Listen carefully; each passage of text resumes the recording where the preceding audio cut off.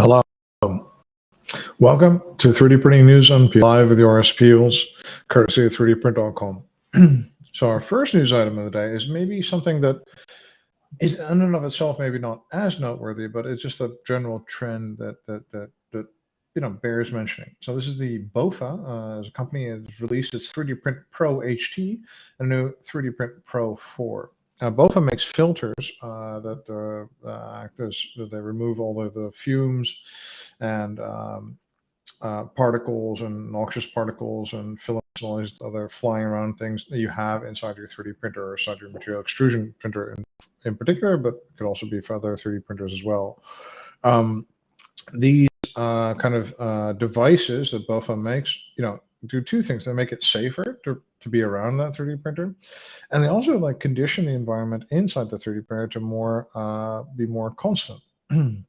So the Pro is a new product that has a convection air management filtering solution, and the 4, let's say, it just has better multi-stage gas filtration and a higher degree of extraction. And this is something that really there should be more focus on this, either from especially from schools and universities and employers, just on employee safety. This is especially important because we're getting into materials like TPU that may be much more dangerous, materials like carbon fiber composites that also have the requisite dangers. And there's also nanofilled materials. There's generally a lot of materials and additives and other things that we put inside materials as well. These all contain risks. And on the other hand, what we also want is better process control. We want to understand the 3D print better. And by conditioning our material beforehand, by maintaining constant humidity and temperature, and by closing the temperature gradient, or making the temperature closer to what the temperature would print at, and by keeping the temperature and humidity constant inside the printer, we can actually get a more reliable, repeatable result. We have more process control of that entire process. We're getting rid of a lot of variables. So this will help you at your engineering company or in your production site print, more reliably with the equipment that you have. So I think, given that it's nice that BofA's in this business, there's a couple other people making cabinets and making all sorts of fume extractors, but there's not enough attention being paid here, especially given the fact that eventually, most 3D printers, if not every 3D printer, is going to want to have this technology on board just to be safer, but also just to get a better result. So I think there should be more focus on this. The next item is by AIM3D. AIM3D is a German startup. They're a spin-out of Rostock. It's a granulate 3D printing process, the granulate extrusion process that allows them to quite accurately extrude granulate. Now, this is in and of itself good because granulate, of course, is much cheaper than filament. But what they've done is they've made a number of innovations there that allow you to extrude like a bound ceramic or bound metal material, where then the part is later on debound and then sintered, and then you get a metal or a ceramic part out of a relatively straightforward to operate, relatively really low cost ceramic 3D printer, or a relatively low cost pellet 3D printer. So that combines this really low cost process with getting really high value parts. And this is in and of itself, it's a very different way. Now, of course, there are other ceramics technologies that might be a little bit more accurate. Think of slurry SLA type technologies. There are other technologies like binder jet that might be able to get you a lot of small parts.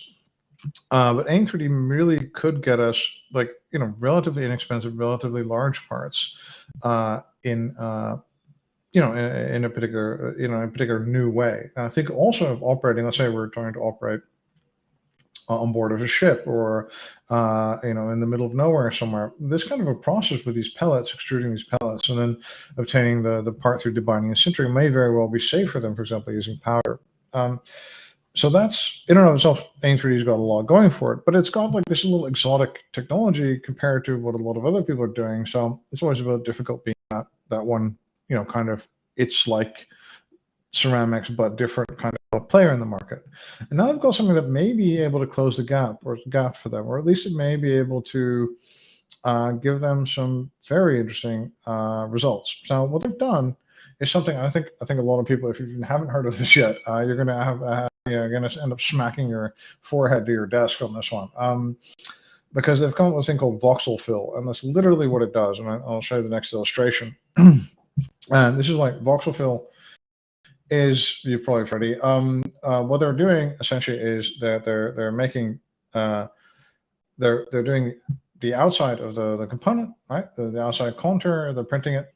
Then they're creating a lattice inside the component, and they're filling this honeycomb structure with the thermoplastic material with using the extruder. Now, first off, there's easy to see the speed benefits. We're only doing the outside of these things, and then we're filling them with different materials, or squidging in material, right?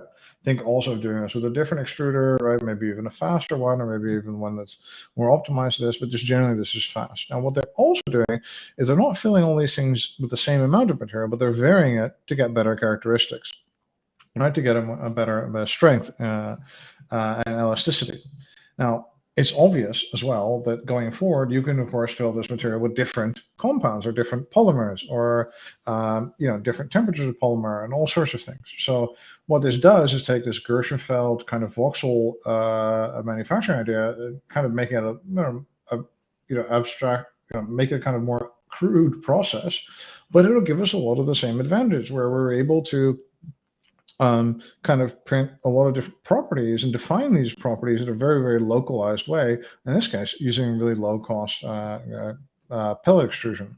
And then the idea of selectively filling these voxels with different materials and selectively filling them to different levels is also, of course, I think, could give you lots and lots of different part properties. Of course, you could then change, of course, the shape of the voxels. I know a lot of people have been working on this in one way or another. I mean, imagine, for example, doing this with air in TPU or polypropylene, and encapsulating different chambers of air to give everyone an individualized kind of aerosol.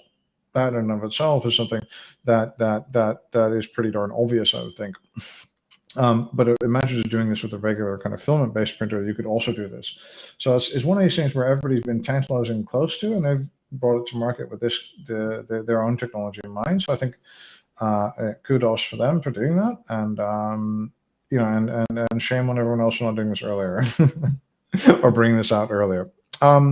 So the next news is that Sprintray has raised over 100 million in Series D round. So Sprintray has managed to entice back CD Capital and Marathon Venture Partners, early investors. ZWC Partners, Yiheng Capital are also part of the party, but I think a lot of the intention is going to go to the SoftBank Group's Venture Fund 2, which also invested in Sprintray, which is quite amazing, because SoftBank is, of course, the company that invests oodles of cash into very, very big ideas with varying degrees of success.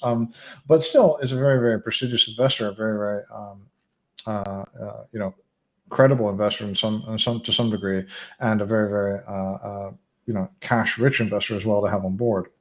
So it really validates the Sprintray's whole market and all this kind of stuff. So we have, of course, Desktop Health is also in the same market. We see printers from them, and this print and this kind of very same this slide is actually Desktop Health printers. Then we see, of course, that there are desktop 3D printing companies making $200 to $300 DLP and SLA systems into exactly the same market as well.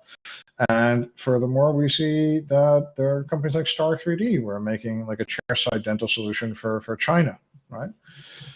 So there's lots and lots of players in this market, and there's the stalwarts are, like, for example, Asiga is also in this market. Asiga and I think the DLP, the per factory system you see on the right, have been the big target. These have carried this dental market forward to making millions and millions of dental parts. Now, Sprintray is coming in as a relatively new company, also using DLP, and having a portfolio that's really in tune to, well, maybe the dental lab as the one that has been targeted by Asiga and the per factories and the Vision Tech, and later on Desktop Health. But later on is also, been targeted extensively by these smaller desktop printer companies, also companies that are cash rich and very good at execution, such as Formlabs, that have extensive dental solutions, right? So all these guys are targeting the same solutions.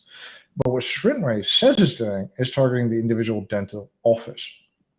Now, this is significant because there are over 170,000 dentists in the United States of America alone. I don't know how many there are globally.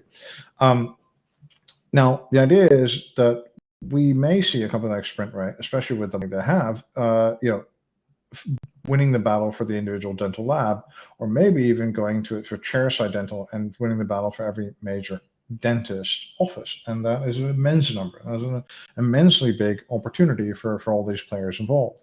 Having said that, given the amount of money these players have, and given the amount of how well they each do, mainly DLP SLA type of technologies, this is going to be a killing field. This whole technology, this whole area is going to be very, very brutal, this competition. You've got established players like DWS, which have really very specific solutions that are able to give you the right color and on the tooth. And you've got lots and lots of materials making the rounds now that allow you to make anything from aligners to temporary kind of inserts and all sorts of things. And this market is really, really expanding. It looks prime for like huge competition. So Sprintray is bringing in its solution and is bringing $100 million to expand itself really, truly globally. And for that company, it means that a lot of focus on Southeast Asia. And they really think that that one quote of the company is that 60%, that now about 10 to 20% of dental products are ripe for 3D printing. They think that maybe it's 60% in the future. Now, of course, if you add up all the dental models that are made, the splits and the guards and all that is going to be an incredible market. And I think that is the kind of pitch that gets people like SoftBank involved and excited. And again, I don't know what's going to happen here. I think a lot of people are focusing on thinking of like either the labs are going to do really well because they're going to invest in automation, maybe machine learning, all these kind of things to really make it really, really efficient. Or maybe every dentist is going to 3D print a lot of products chairside to save money and save time. But I think, probably is going to be a mix of those two solutions. But what we're also going to have to realize is that with all these solutions on hand and with better automation on the software, more materials, and more printers available for lower cost, we're also going to get like innovation or disruption in the dental lab market where people will start like local dental labs, or maybe you'll only do clear aligners, but then for a particular neighborhood in Pittsburgh. So there could be a real fragmentation there as well. We're going to have a guy who's specialized only in aligners or crowns, but then operating at a really small scale, a really local scale, and delivering very quickly, for example. Imagine kind of a crown while you wait, or a crown in an hour or two, come back kind of thing to kind of really speed up this process. Imagine if it reduces the number of visits for the patient, or it makes life a little bit easier, or the dentist can give something to differentiate. With us, we do one part of the procedure in the morning, and you come back before lunch, and then we'll place your permanent crown or something like that, right? That kind of a thing would be very, very advantageous and very competitive. So this is going to be one of the most competitive markets in 3D printing, pitting some of the largest companies against it. And now in the midst of this, Sprintray has got an extra $100 million to bring to the table. So this is going to be very, very exciting. So thank you for listening, and I hope it really becomes. This was helpful for you, and I hope that you enjoyed this. And thank you so much for your time. This is another edition of 3D Printing News Unpeeled, and my name is Joris Peels.